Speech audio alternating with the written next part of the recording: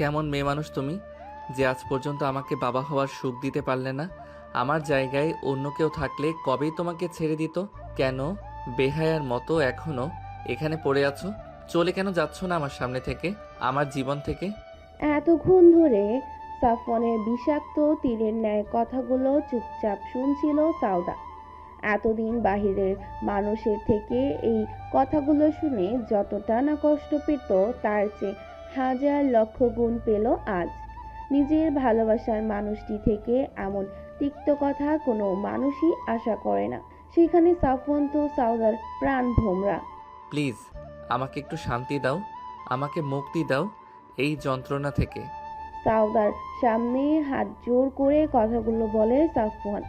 কথাগুলো শেষ করে গটগট করে চলে যায় বাসার বাহিরে, আর পেছনে ফেলে রেখে যায় সাউদা নামক রমণীকে। সাফওয়ান সেখান থেকে প্রস্থান করলেও সাউদা বেশ কিছুক্ষণ দাঁড়িয়ে থাকে তাদের বেডরুম নামক কারাগারে। তারপর ধীর গতিতে পাশের সাজানো রুমটায় চলে যায়, যেখানে সাউদা আজ তাদের কিছু সুন্দর মুহূর্ত তৈরি করার জন্য সাজিয়েছিল। সাউদা রুমের দরজা আটকে ধপ করে নিচে বসে থাকে আর ভাবতে থাকে কি থেকে কি হয়ে গেল। এই কি সেই সাফওয়ান যে কিনা সাউদা তার সাথে কথা না বলার জন্য একসময় সুইসাইডও করতে গিয়েছিল? সেই সাফওয়ানই যদি এমন হয়, তাহলে সে কিভাবে আজ সাউদার থেকে মুক্তি চাইতে পারলো? তার কি মনে নেই তাকে ভালোবেসেই তো বাপ ভাইয়ের নিষেধ অমান্য করে নিজের জীবন বিপদে ফেলে সাফওয়ানকে বিয়ে করেছিল সাউদা?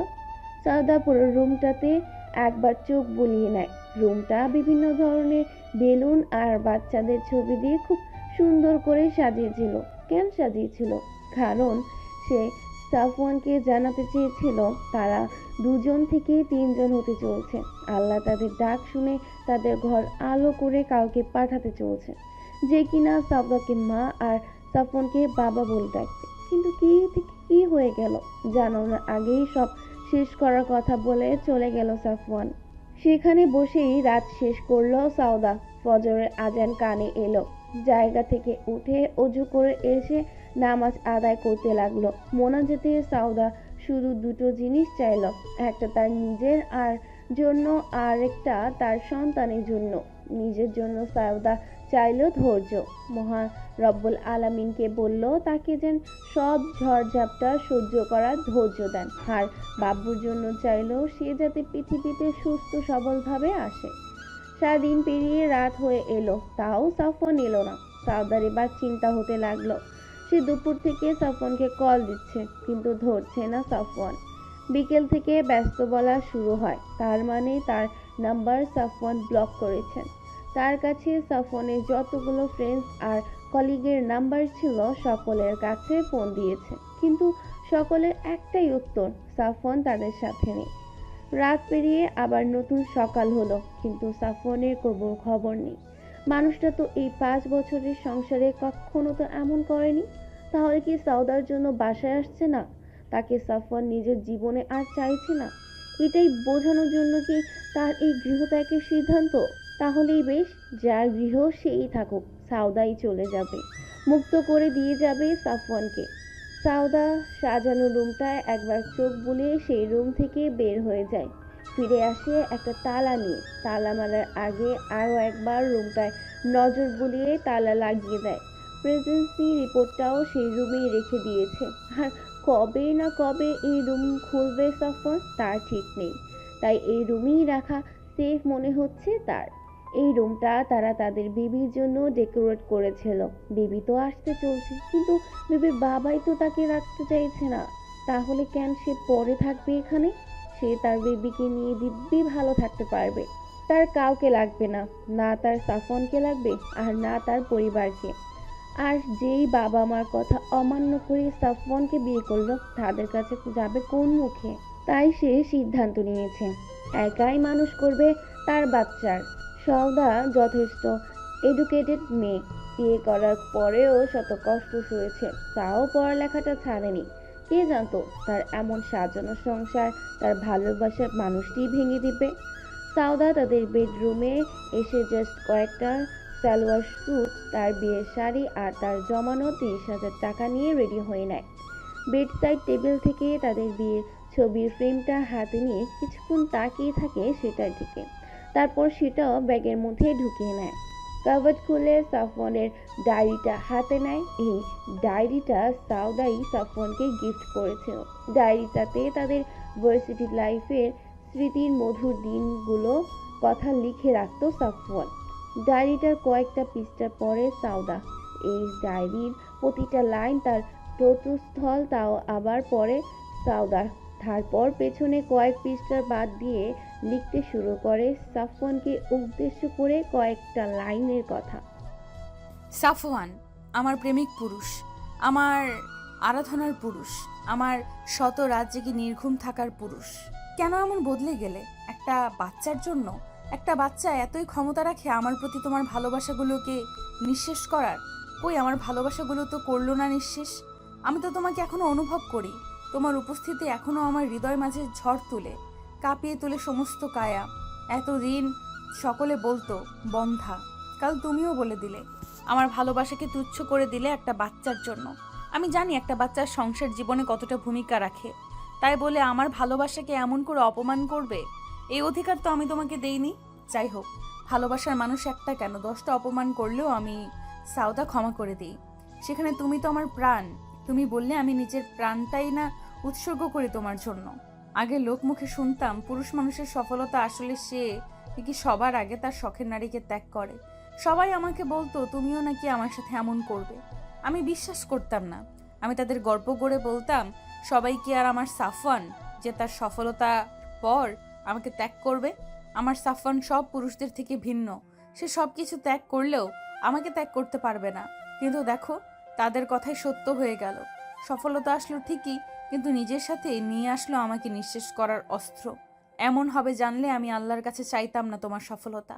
3 রুমের সেই ভাড়া বাসায় সারা জীবন থাকতাম আমি, তাও তুমি আমার হয়ে থাকতে।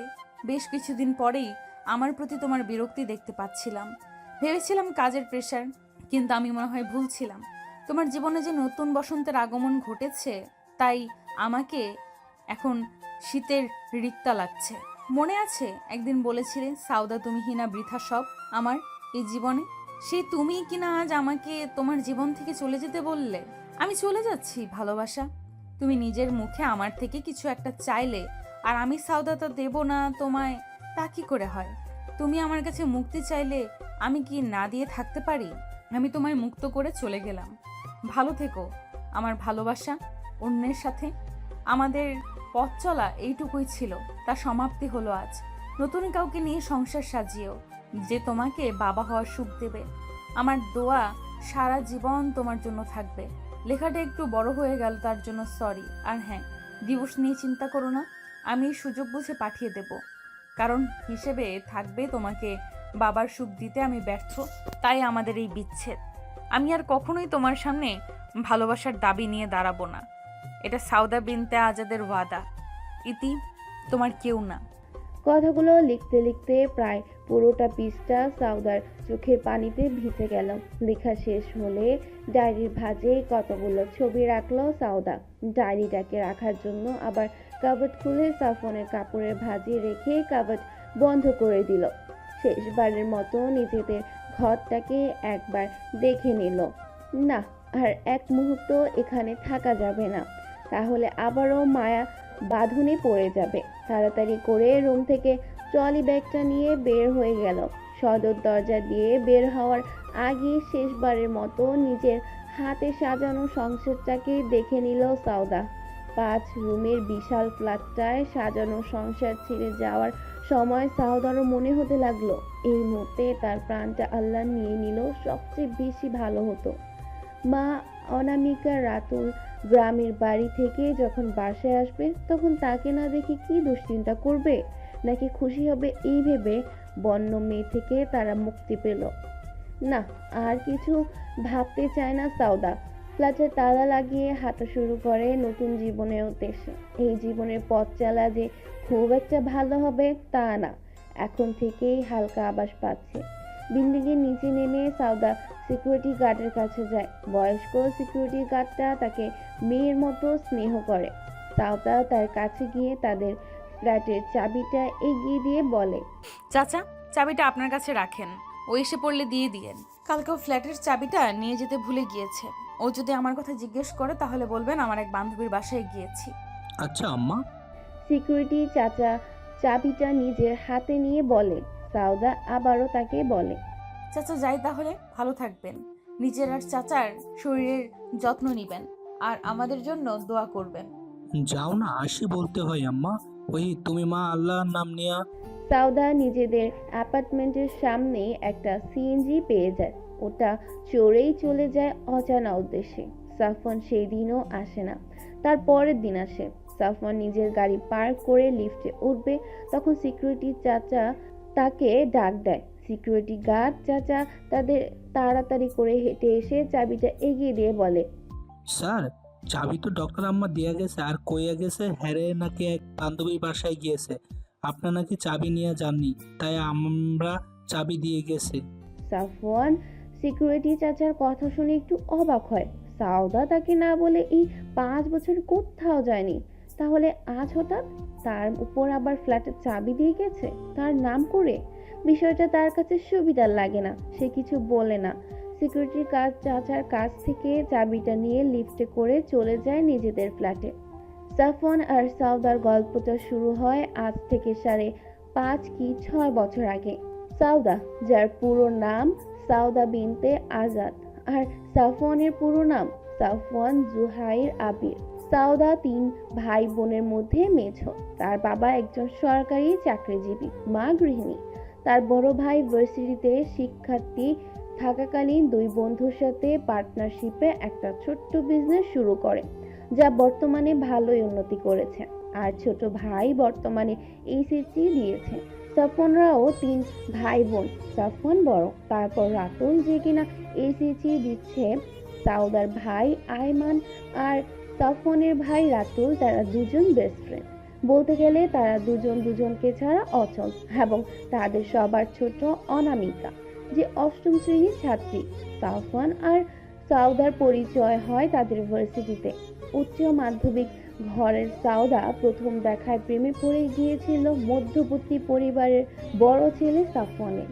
সাফওয়ানও যে তাকে পছন্দ করতো না তা কিন্তু নয়, কিন্তু যে সে পরিবারের বড় ছেলে তার উপর বাবা নেই, বাবার অনুপস্থিতির সব দায়িত্ব যে তার উপরই এসে পড়েছে। তাই তো সাউদাকে ভালোবাসার সত্ত্বেও কখনো আগ বাড়িয়ে ভালোবাসার দাবি নিয়ে যায়নি। ভার্সিটির টপার ছিল সাফওয়ান। পড়ালেখার কথা বলা হোক বা আচার ব্যবহারের সব দিক দিয়ে সাফওয়ান ছিল অতুলনীয়। সাফওয়ানের এই সব দিক দেখেই সাউদার প্রথমেই ভালোবাসার কথা জানিয়েছিল তাকে। সাফওয়ান তাকে তথাকথিত রিজেক্ট না করে শুধু এইটুকুই বলেছিল, আমি পরিবারের বড় ছেলে, আমার পরিবারের সবার দায়িত্ব আমার উপর, তার উপর আমরা মধ্যবিত্ত, বলতে গেলে নিম্নবিত্তই। তোমার উচ্চ মধ্যবিত্ত বাবা কি তার আদরের রাজকন্যাকে কি এই গরিবের ঘরে সম্প্রদান করবেন? সাউদা সেদিন কিছু না বলে চলে যায়। সাফওয়ান অনেকক্ষণ সাউদার চলে যাওয়া দেখে তারপর চলে যায় নিজের কাজের জায়গায়। সাফওয়ান জানতো এমন কিছুই হবে, তাও সাউদার এমন নিরপ্রস্থান মেনে নিতে কষ্ট হচ্ছে তার। সে তখন একটা রেস্টুরেন্টে পার্ট টাইম জব করত। তারপর 1 সপ্তাহ সাউদার সাথে তার দেখা হয় না। সাফওয়ানের জন্য কিছুটা চিন্তিতও ছিল, তার লাগবে না সাউদাকে নিজের জীবনে, কিন্তু হুট করে গায়েব হলো গেল কেন? 1 সপ্তাহ পর সেদিন ভার্সিটিতে এসেছিল, সেদিন তাকে দেখতে একটু অসুস্থ হয়ে লাগছিল, হাতের ব্যান্ডেজও ছিল। সাফওয়ান তার সাথে কথা বলার জন্য এগিয়ে গেল, সাউদা তাকে ইগনোর করে চলে যায়। সাফওয়ান সাউদার এরূপ আচরণে খুব অবাক হয়, তার সাথে ভীষণ কষ্টও পায়। এতদিন ধরে দেখে এসেছে কখন সাউদা কারোর সাথে এরূপ আচরণ করেনি। সাফওয়ানও দুঃখ ভারাক্রান্ত মনে ক্লাস করতে চলে যায়। সেদিন সব ক্লাস শেষ করে নিজের পার্ট টাইম জব থেকে যখন বাসায় ফিরল, তখন অপরিচিত 3জন মানুষকে দেখে অনেক অবাক হয়েছিল। অবাক হওয়ার কারণ, তার বাবার মৃত্যুর পর সব আত্মীয় স্বজনরা তাদের সাথে যোগাযোগ বন্ধ করা দিয়েছিল। এ কারণে যদি তাদের দায় দায়িত্ব নেওয়া লাগে, সাফওয়ানের অতিথিদের সাথে পরিচয় আদান প্রদানের পর জানতে পারে তারা সাউদার বাবা, মা আর বড় ভাই। তারা সাউদার সাথে তার বিয়ের কথা বলতে এসেছিল। তাদের মেয়ে নাকি সাফওয়ানকে বিয়ে করার জন্য খাওয়া দাওয়া বন্ধ করা থেকে শুরু করে হাতে রগও কেটেছিল। সাফওয়ান আর তার মা এইসব কথা শুনে ভীষণ অবাক হয়ে যায়। সেদিন কথাবার্তা শেষ করে ঠিক করা হয় সাউদা অনার্সের ফার্স্ট সেমিস্টার শেষ হওয়ার পর তাদের আকদ করে রাখা হবে। সাফওয়ান একটা ভালো চাকরি পেলে তখন মেয়েটাকে তারা উঠিয়ে দেবেন ধুমধাম করে। যেই কথা সেই কাজ। 2 মাস পর সাউদার ফার্স্ট সেমিস্টার শেষ হলে তাদের আকদ করা হয়। তারপরের সময়টা তারা চুটিয়ে প্রেম করে, হালাল প্রেম যাকে বলে। তাদের এত সুন্দর রিলেশন দেখে অনেকেই হিংসে করত। সাফওয়ানের মাস্টার এক্সামের কয়েক মাস পর সে একটা মোটামুটি ভালো জব পায়। তখন সাউদা অনার্স সেকেন্ড ইয়ারের স্টুডেন্ট। তারপর তাদের দুজনের ভালোবাসাকে সামাজিক স্বীকৃতি দেওয়ার জন্য নিজেদের আত্মীয় স্বজনদের উপস্থিতিতে পুনরায় ধুমধাম করে বিয়ে দেওয়া হয়। শুরু হয় তাদের সংসার। এর মধ্যে সাফওয়ান বিসিএস এর পরীক্ষা দেয় প্রশাসন ক্যাডারে। প্রথমবার উত্তীর্ণ না হলেও পরের বার সাউদার অনুপ্রেরণায় আর নিজের পরিশ্রমে সে পাশ করে। তারপর তাদের আর পেছনে ফিরে তাকাতে হয় না। এইসবের মাঝেও তারা কয়েকবার বাচ্চা নেওয়ার চেষ্টা করে, কিন্তু তারা এক্ষেত্রে সফল হয় না। ডাক্তার দেখালেও সমস্যাটা যে কার তাও জানা যায় না। এতক্ষণ তো অনেক শুনলেন অতীত, এখন বর্তমানে কি হয় তাই শুনি। সময় শ্রেষ্ঠার সৃষ্টিগুলোর মধ্যে একটি চমৎকার জিনিস হলো সময়, যা কখনো থেমে থাকে না। দেখতে দেখতে আরো 3 দিন চলে যায়। এই 3 দিনে প্রথম 2 দিন সাফওয়ান সাউদাকে ফোন না দিলেও গতকাল থেকে লাগাতার কল দিচ্ছে। গতকালও দিত না যদি না তার মা বলে কয়ে সাউদাকে ফোন দিতে বলতো। সাউদাকে কখনোই 2 বারের বেশি ফোন দেওয়া লাগতো না, কিন্তু আজ আর গতকাল এই 2 দিনে কম করে হলেও 100+ ফোন দেওয়া হয়েছে তাকে। কিন্তু ফোন রিং হতে হতে কেটে যাচ্ছে। কত মেসেজও করা হয়েছে, তারও কোনো রিপ্লাই নেই।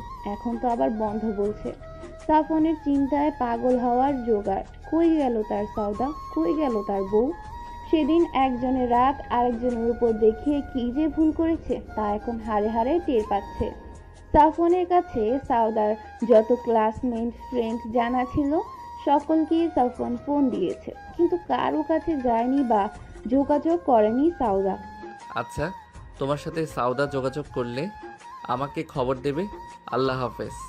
বরাবরের মতোই এইবারও হতাশ হয়ে ফোন রাখে সাফওয়ান। সাফওয়ানের সকল কথাই তার মা দরজায় দাঁড়িয়ে শুনে। সে সাফওয়ানের পাশে বসে বলে, সাফু, আমার মনে হয় সাউদার পরিবারকে সাউদার নিখোঁজ হওয়ার খবরটা দেওয়া উচিত। তাদের মেয়ে আজ কতগুলো দিন ধরে নিখোঁজ। পরে ভালো মন্দ কিছু একটা হলে আমাদের দোষ হবে। ভালো মন্দ হবে মানে? সাউদার কি হবে মা? ওর কিছু হলে তোমার ছেলে যে শেষ হয়ে যাবে এমন কথা বলো না মা। মায়ের কোলে মুখ লুকিয়ে নিজের অশ্রুগুলো মুক্ত করে দেয় সাফওয়ান। কেন সেই দিন ওই কথাগুলো বলতে গেল? কেন এত বড় আঘাত দিল সে সাউদাকে? আগে বাহিরের লোকগুলো বললেও সাউদা কেমন পাগলের মতো করত। সেদিন সাফওয়ান নিজেই এই কথা বলেছিল, তাহলে এখন তার অবস্থা কেমন আছে? কার কাছে গিয়ে নিজে পাগলামো করছে? বিকেলের দিকে সাউদার ভাই ভাবি আর তার ছোট ভাই আসে। অনেকদিন ধরে সাউদা তাদের সাথে যোগাযোগ না করায় তারা নিজেরাই এসে পড়েছে। সাউদার বড় ভাই আমজাদকে তার মা বলেছে মেয়েকে নিয়ে সাথে করে নিয়ে আসতে। অনেকদিন দেখে না সে তার কন্যাকে। সাউদার পরিবারকে এমন একটা পরিস্থিতিতে কেউই আশা করেনি। সাফওয়ান বাসাতেই ছিল। সে ভেবে পাচ্ছে না আমজাদকে কি জবাব দেবে। বলা বাহুল্য সে আর আমজাদ সমবয়সী। সাফওয়ানের পরিবার তাদের খাতিরদারিতে কোনো কার্পণ্য করে না। সাউদার ভাবি বেশ কয়েকবার তার কথা জিজ্ঞেস করেছে, কিন্তু সাফওয়ান আর তার মা কোনো না কোনো কথা বলে কাটিয়ে দিচ্ছে। রাত 8টার দিকে তারা ফিরে যাওয়ার সিদ্ধান্ত নেয়। তাই আমজাদ সাফওয়ানের মাকে বলে, চাচি, আর রাত করব না, এখন আমরা উঠি। সাউদাকে একটু ডেকে দেন না, আম্মা তাকে সাথে করে নিয়ে যেতে বলেছে। না হলে বলেছে আজ আমাদের 3 জনকে বাসায় ঢুকতে দেবে না। কথাটা বলে আমজাদ তার স্ত্রী হেসে দেয়। সাফওয়ান আর তার মা একে অপরের দিকে তাকায়। সাফওয়ান এই ভয়টাই পাচ্ছিল। সে আরো আগে বলে দিতে চেয়েছিল, কিন্তু তার মাই বলল না, আগে খাওয়া দাওয়া করুক তারপর বলতে। এখন তারা নিজেরাই জিজ্ঞেস করছে, এখন আর লুকানো মানে হয় না। সাফওয়ান গম্ভীর কণ্ঠে আমজাদকে বলে, আসলে আজমান, একটা কথা আমরা তোমাদের থেকে গোপন করেছি। সাফওয়ানের এমন গম্ভীরপূর্ণ কণ্ঠ শুনে তারা সকলেই হাসি হাসি থামিয়ে সাফওয়ানের দিকে তাকায়। আমজাদ তাকে জিজ্ঞেস করে। কি গোপন করেছো? সাফওয়ান ফুসফুস ভর্তি করে শ্বাস নেয়, তারপর চোখ বন্ধ করে বলে। সাউদাকে আজ 3 দিন ধরে খুঁজে পাওয়া যাচ্ছে না। সাফওয়ানের এমন বক্তব্য আমজাদ আর হিয়া সাউদার ভাবি যেন আকাশ থেকে পড়ে। তারা বিস্ফোরিত দৃষ্টিতে সাফওয়ান আর তার মায়ের দিকে তাকিয়ে থাকে। সাউদার নিখোঁজের আজ ৬০তম দিন পূর্ণ হলো। ওই দিন সাউদার ভাইকে জানানোর পর তার বাপ ভাই আর সাফওয়ান মিলে পুরো শহর চিরুনি তল্লাশি করে ফেলেছে। সাফওয়ান যেহেতু প্রশাসনের উচ্চ পর্যায়ে আছে, তাই সাউদাকে খোঁজার কাজটা গুরুত্বের সাথে করছে পুলিশ। কিন্তু কোথায় সাউদা? তার কোনো অস্তিত্বই মুছে গেছে এই শহরের বুক থেকে। সাফওয়ানদের বিল্ডিংয়ের দারোয়ান চাচার ভাষ্যমতে সাউদা যেদিন বাসা থেকে বের হয় সেদিনের সিসিটিভি ফুটেজ চেক করে পুলিশ। সেদিনে তার হাতে ছোট্ট একটা কাপড়ের ব্যাগ দেখে। এটা দেখে তার ধারণা করে সাউদা নিজের ইচ্ছায় চলে গিয়েছে, যেহেতু সাফওয়ান নিজে তাকে তার জীবন থেকে চলে যেতে বলেছে। সাফওয়ান পুলিশ ও সাউদার পরিবারকে সব কথাই জানায়। সিসিটিভি ফুটেজে চেক করে আর সাফওয়ানের কথা শুনে কারোই বুঝতে বাকি না সাউদা নিজ ইচ্ছায় গৃহত্যাগ হয়েছে। তারপর থেকে পুলিশ আরো বেশি জোর দেয় না সাউদাকে খুঁজতে। সাউদার পরিবারের সাথেও সাফওয়ানদের সম্পর্ক খারাপ হয়ে গেছে। পুলিশ সাউদার খোঁজ করা বন্ধ করে দিলেও সাফওয়ান দেয় না। সাফওয়ানের যে তার প্রিয়সীকে লাগবে নিজের জীবনে, তাদের মধ্যকার ভুল বুঝাবুঝি শেষ করে তারা আবার হ্যাপি ফ্যামিলি হবে। এর মধ্যে সাফওয়ানের মা আবার অসুস্থ হয়ে 1 মাস হসপিটালে ছিল।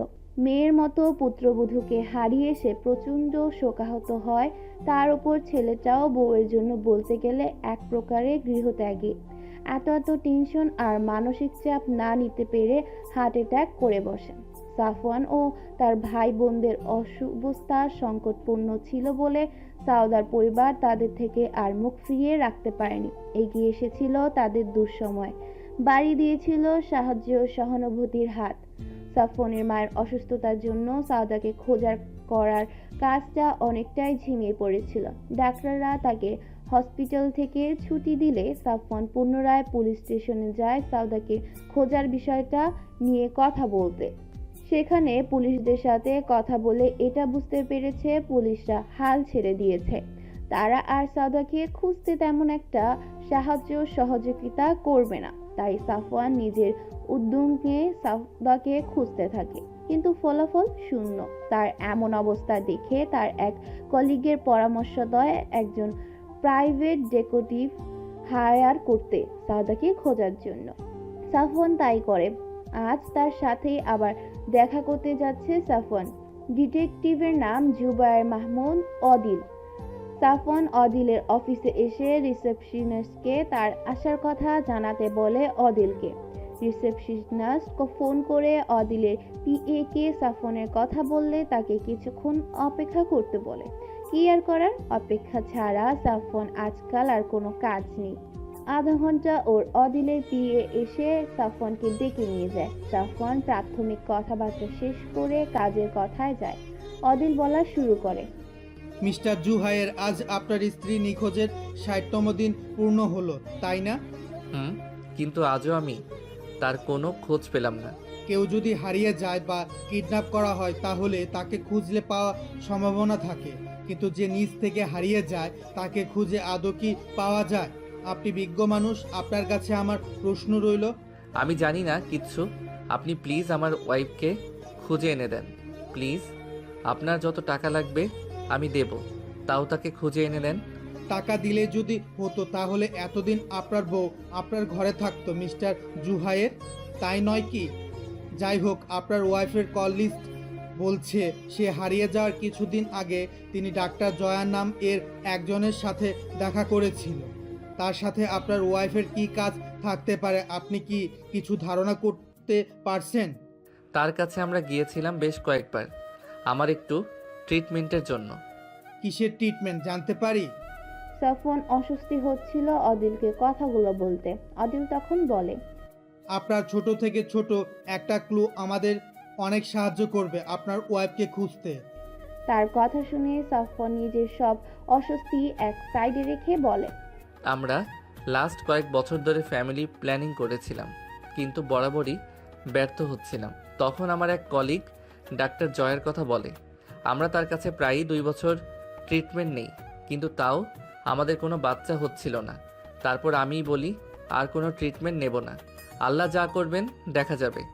অদিল সাফওয়ানের সব কথা মনোযোগ দিয়ে শোনে, তারপর তাকে জিজ্ঞেস করে, তাহলে আপনার মিসেস আবার ওই দিন আবার কেন ওনার কাছে গিয়েছিল? সেটা তো আমার জানা নেই মিস্টার আদিল। বাহ, আপনার ওয়াইফ ডাক্তারের কাছে যাচ্ছে আর আপনি হাজবেন্ড হয়ে জানেন না কেন সে যাচ্ছে? ব্যাপারটা একটু অদ্ভুত না? অদ্ভুত হবে কেন? আমার কি কোনো কাজ নেই যে আমার ওয়াইফ কোথায় যাচ্ছে কি করছে তার খোঁজ খবর নেব বসে বসে? তাছাড়া আমি আমার ওয়াইফকে পূর্ণ স্বাধীনতা দিয়েছি, আর আমার সম্পূর্ণ বিশ্বাস আছে আমার ওয়াইফের উপর। সব বুঝলাম, কিন্তু আপনার ওয়াইফ শুধু শুধু তো আর গাইনি স্পেশালিস্টের কাছে যাবে না। নিশ্চয় তেমন কোনো কারণ ছিল যার কারণে সে এতদিন পর আবার সেই ডাক্তারের কাছে গিয়েছে। আপনি কি বলতে চাইছেন একটু ক্লিয়ার করবেন প্লিজ? আমি আপাতত কিছুই বলতে চাচ্ছি না, কিন্তু একটা কথা জিজ্ঞেস করতে চাই।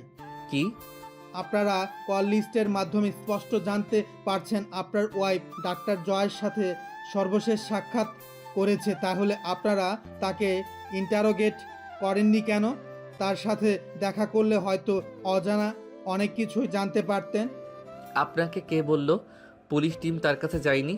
আমি এবং পুলিশের একটা টিম গিয়েছিলাম তার চেম্বারে, কিন্তু সে তখন আউট অফ দ্য কান্ট্রি ছিল।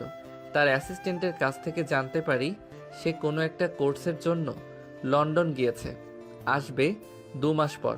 তার পার্সোনাল নাম্বার চাইলে উনি জানান ডাক্তার জয়া তার পার্সোনাল নাম্বার কাউকে দিতে নিষেধ করেছেন, এমনকি তার অ্যাসিস্ট্যান্ট নিজেও তার নাম্বার জানে না। অদিল সাফওয়ানের কথা শুনে কিছু ভাবে, তারপর হুট করে বলে, আপনি বললেন সে 2 মাসের কোর্সে গিয়েছে। 2 মাস তো আরও আগে শেষ হয়েছে। তারপরও কি ডাক্তার জয়ের সাথে দেখা করেছিলেন? না, আমার তার কথাটা মাথা থেকে বের হয়ে গিয়েছিল। আপনি তার সাথে একটা অ্যাপয়েন্টমেন্ট ঠিক করেন, আজ হলে আরও বেশি ভালো হয়। সাফওয়ান অদিলের ক্যাবিনে বসেই ডক্টর জায়ার সাথে দেখা করার অ্যাপয়েন্টমেন্ট ঠিক করে ফেলে। লাঞ্চের পর তাদের যেতে বলেছে। সাফওয়ান অদিলকে কথাটা বলে বের হয়ে আসে তার কেবিন থেকে।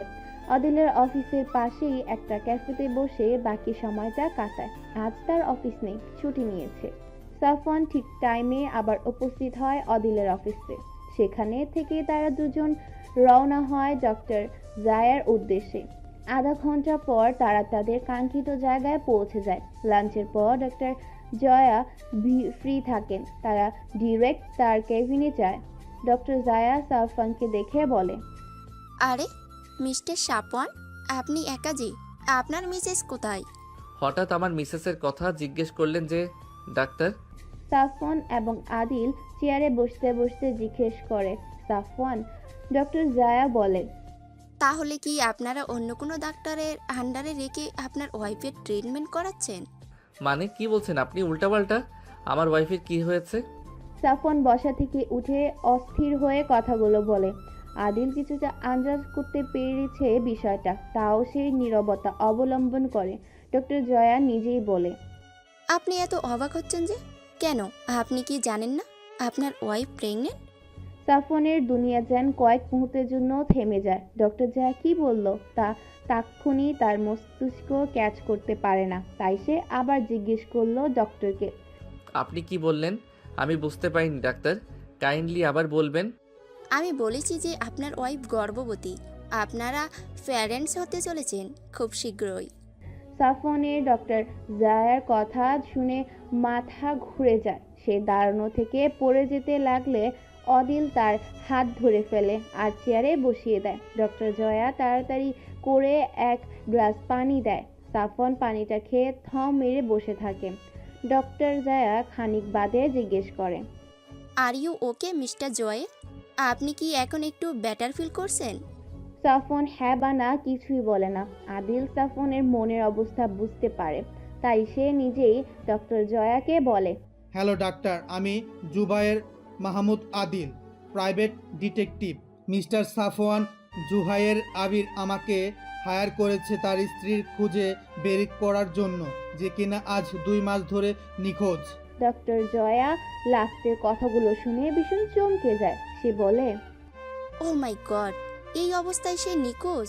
আপনারা কি তার কোনো খোঁজ পাননি? আপাতত তো না। আপনি যদি তাদের সম্পর্কে যা কিছু জানেন আমাকে বলেন, তাহলে আমরা মিসেস সাওয়াদ জুহাইরকে খুঁজতে হেল্প হবে। জি অবশ্যই। তারা দুজন আমার কাছেই ট্রিটমেন্ট করিয়েছিলেন। মিস্টার অ্যান্ড মিসেস জোহাইরের বিয়ের 2 বছরেও মিসেস জোহাইরের কনসিভ করতে পারছিলেন না। আমি তাদের কিছু টেস্ট করাই, সেখানে প্রবলেম আসে মিস্টার জোহাইরের। ডক্টর জয়ার কথা শুনিয়ে সাফওয়ান একের পর এক ঝটকা খাচ্ছে। সে ডক্টরকে বলে, আমার প্রবলেম মানে? তাহলে তখন রিপোর্ট পাওয়ার পর যখন আপনার কাছে আসলাম সেদিন কেন বললেন না আমার প্রবলেম ছিল? সাফওয়ান কেমন পাগলের মতো করছে। তার সমস্যা ছিল, তাহলে সাউদাকে কেন এতদিন এত লাঞ্ছনা সহ্য করতে হলো? শেষমেশ সেও তো সাউদাকে আর সকলের মতো চরম কষ্ট দিল। তার মাতৃত্ব নিয়ে প্রশ্ন করলো, তাকে তার জীবন থেকে চলে যেতে বাধ্য করলো। প্রিয় দর্শক বৃন্দ, ভিডিওটি দেখার জন্য অনেক অনেক ধন্যবাদ। আমাদের এই ভিডিওটিতে একটি লাইক দিলে আর আমাদের এই ছোট্ট চ্যানেলটিকে সাবস্ক্রাইব করে আমাদেরকে সাপোর্ট করলে আমরা নতুন নতুন ভিডিও আপলোড করার অনুপ্রেরণা পাবো।